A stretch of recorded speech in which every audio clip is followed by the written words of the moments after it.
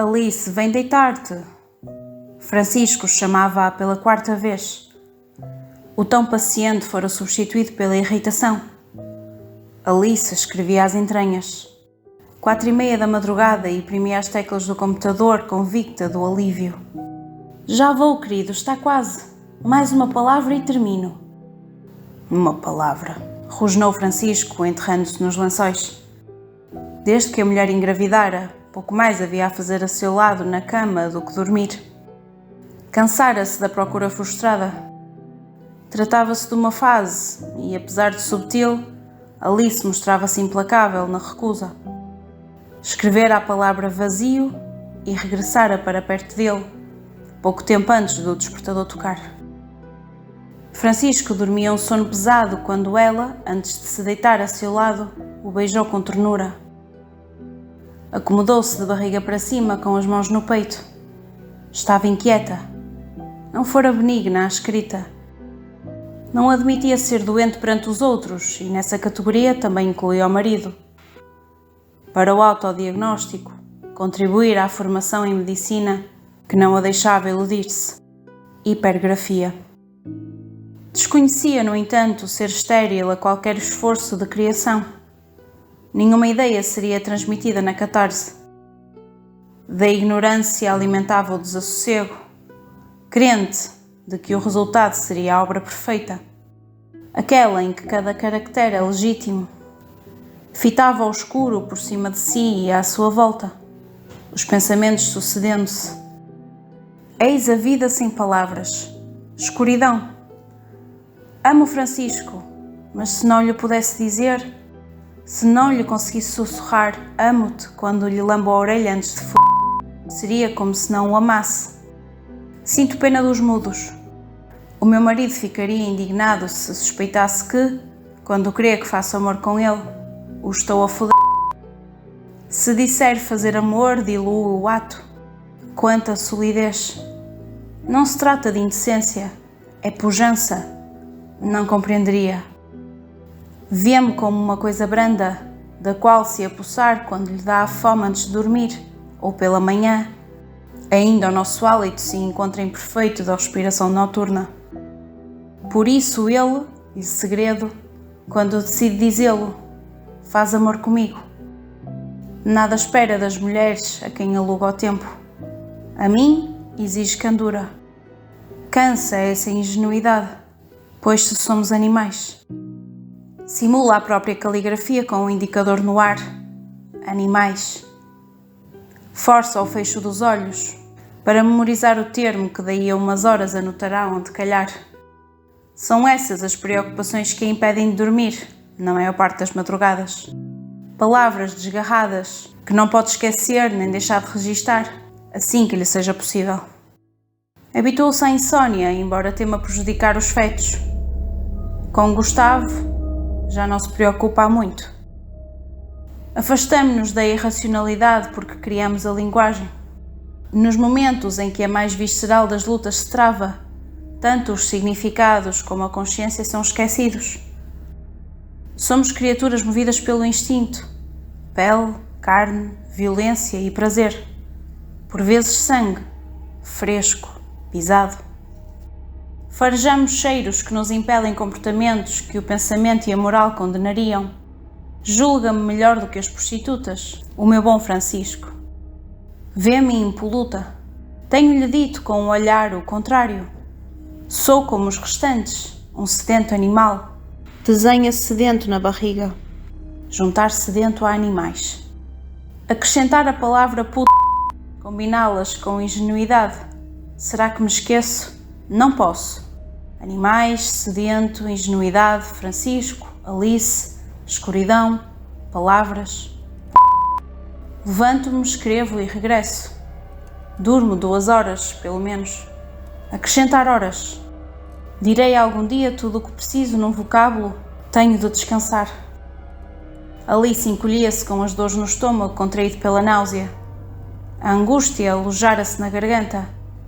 Talvez fosse apenas fome. Não se recordava do que tinha jantado, nem a que horas. Levantar-se-ia mais uma vez nessa noite, com cuidado para não acordar o companheiro. e fixaria as tiranas palavras enquanto a urgência pingava-se sobre a mesa da cozinha. O filho mais velho passa ao seu lado com o copo de leite morno na mão, sem ser visto. É invisível desde que guarda memórias. Desconhece qual dos dois odeia mais. Sabe apenas que no dia em que morrerem, terá vontade de rir, ao constatar a humanidade na finitude daqueles dois seres abjetos que o condenaram à tristeza. Para Alice, grávida, a psicose agravara-se. Não eram só noites sem sono em frente ao computador. Escrevinhava em todo o lado, no pacote de açúcar depois de esvaziar no café, no interior da sua bata médica garatujando, no papel higiênico escurecido com parágrafos intermináveis. Chegara a dar-se o caso de, não tendo quantidade de papel suficiente para escrever e se limpar, ter optado pela escrita, desdenhando as consequências. Qualquer roupa sua tinha bolsos, e nesses havia sempre no mínimo 2 esferográficas. Admitia que lhe faltasse qualquer outra coisa. Inconcebível seria não conseguir apontar os pensamentos brilhantes. Francisco alertava há anos que tudo o que fazia se resumia a frases incoerentes. Nada no seu insano comportamento seria digno de publicação. Revelava-se cruel para que ela o considerasse. Procurava poupá-la ao sofrimento de o ouvir por outra pessoa. Canalize essa energia desregrada para outros fins, Alice. Procura uma ocupação que te realize e onde consigas ser competente. Agora que ela ia ser mãe, estava certo de que seria excelente para os filhos. Por que não te dedicas ao quarto dos bebés? Ainda não devia fazer algo que fosse para preparar a chegada deles. Decora-o como quiseres, compra roupinhas para os meninos. Sê como as outras mulheres, Alice. Sê como todas, não compliques. Se quiseres, meu amor, conta-me as tuas ideias e eu escrevo por ti aquilo que quiseste dizer durante este tempo e não foste capaz. Nunca passarás de uma escritora medíocre. Pior, não és escritora. É para o teu bem que eu te digo. Alice, arrogante e agressiva, fazia pouco dele nessas alturas. Humilhava-o, gélida. O que separa o teu êxito da ausência do meu é um órgão sexual destinado à queda, ao fracasso. Desprovida de qualquer consciência da inépcia para o ofício que queria aprimorar, de cada vez que empunhava uma caneta ou digitava no computador. O marido conduía-se por perceber a desconfiança dela, julgando-o desrespeitado. Dissera-lhe, todo o desespero, que desse a ler os seus escritos a terceiros para que esses, isentos, lhe repetissem o que tentava provar há anos. Quando os reescrever, retorquia. Não tenho tido tempo. Sabes perfeitamente que ninguém, além de ti, me lerá primeiras versões. Hipergrafia, Alice. Já o estudaste, sabes o que é? H-I-P-R-G-R-A-F-I-A, solutrou. Tens que te tratar, Alice. Ouve-me, por favor. Estas ideias devoram-te. Desapareces, não percebes? Ainda não terminaste uma história e começas outra. Escreves mal apenas para produzires mais. Alice sabia ao que o Francisco se referia. Recusava-se, porém, a aceitar aquela fatalidade de doença, só produzir dor e ausências. Estou no limite, porra, ouves? Como é que podes criar o Rodrigo e o Afonso? Estacava, focando-se no ventre aumentado, que acusava o término da gestação. Haverá momentos meus, como hoje. Continuará a ser assim. Nem tu nem os gêmeos me privarão deles. Francisco atormentava-se com o futuro adivinhado, tão mais tortuoso quanto a crescente irascibilidade da mulher. Parecia penoso dizer-lhe que ela, enquanto autora, não prestava. Talvez agressão, como se lhe dissessem de si e da sua obra. Esperava que a vida tomasse rumo autêntico e que ela se concentrasse na maternidade. Alice exprimia-se de forma infantil, dando erros ortográficos e gramaticais graves, inadmissível para as suas aspirações. E ele chorava desconsolado o infortúnio de ambos. Esgotara os argumentos dissuasores. Decidiu mostrar alguns exemplares de narrativas suas e da sua mulher à irmã mais nova dela, Clara.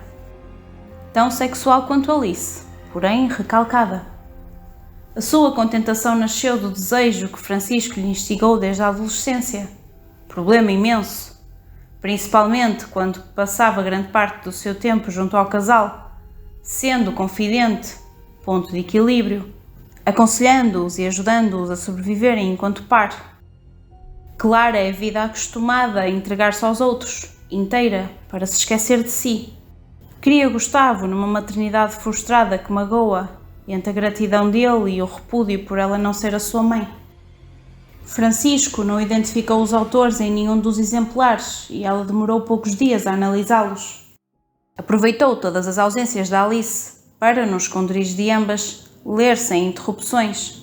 Era o local ideal, apertado apenas o suficiente para os seus corpos irmãos se acomodarem em instantes de alegria ou paranoia. Só as duas se sentiam confortáveis naqueles íntimos metros quadrados. A resposta chegou peremptória. Achara-se perante a revelação de grande qualidade. Uma daquelas pessoas teria a capacidade de transmitir o que havia sido dito muitas vezes antes de si, numa voz que lhe soava diferente. Poderia mapear sem dificuldade as leituras que a suportavam. Afigurava-se, contudo, que a estrada paralela às linhas dos mestres havia sido encontrada sem dificuldade maior. Encerrava a naturalidade intrínseca.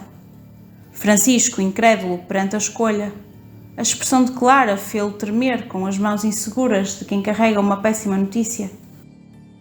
Remeteu então mais escritos de ambos para alguns amigos, os autores, de novo, mantidos anónimos. As respostas arrasaram as suas histórias, apontando-lhes algumas das falhas que ele atribuía ao trabalho da mulher. Aterrado, releu inúmeras vezes a escrita de Alice e a sua. Incapaz de ver o mesmo que todos, considerou estar louco. Voltou a olhar para as cartas de resposta, confirmando que Alice era talentosa e ele sofrível. As respostas coincidiam no essencial. Chorou perdido, interrogou-se à exaustão. Repensou a existência enquanto escritor. Não se rendeu, queimou as cartas, arrumou as criações de ambos nos lugares, retomou ao cotidiano doméstico.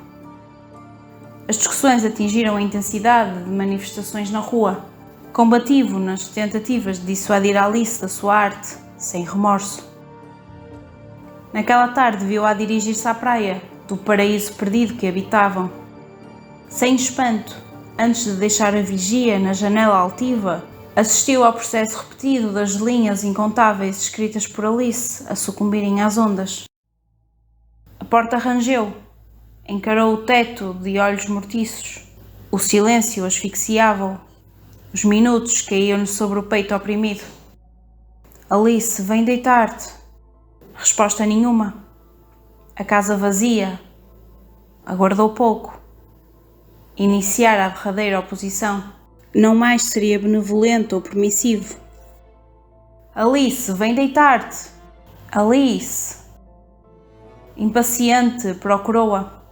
Do chão, uma Alice nua, letárgica, enfrentou Francisco com olhos de gelo desafiadores. E ele olhou para os seios antes de qualquer outra parte do corpo. Era o que mais gostava nela. Horrorizado, observou-a coberta de sangue. Alice utilizara uma lâmina para se cortar. A parede perto, escrita a sangue. Ajuda.